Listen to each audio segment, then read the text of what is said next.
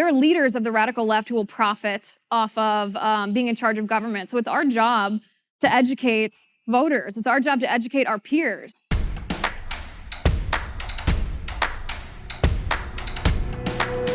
If we've come to a point where we no longer disagree, or where we disagree not only on policy details, but on the most fundamental principles, really, of political philosophy and just in general, is it possible for this country to continue to be one unified nation? And if so, how? Sure. By doing what we're doing, by educating people.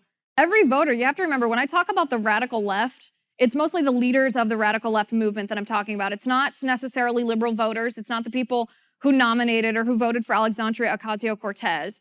There are leaders of the radical left who will profit off of being in charge of government. So it's our job to educate voters. It's our job to educate our peers. I mean, in this past election, I forget the exact number, but the millennial population, we could have actually determined the outcome of the 2016 election by ourselves if all of us had turned out to vote.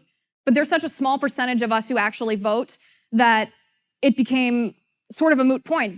I guess the politicians, Donald Trump and Hillary Clinton, didn't really reach out to millennials as much because we don't vote. So it's our job to educate people, to bridge that divide, because it's not a lost cause by any means. That's why we do what we do, to fight for this country so that it remains unified, it remains one nation under God.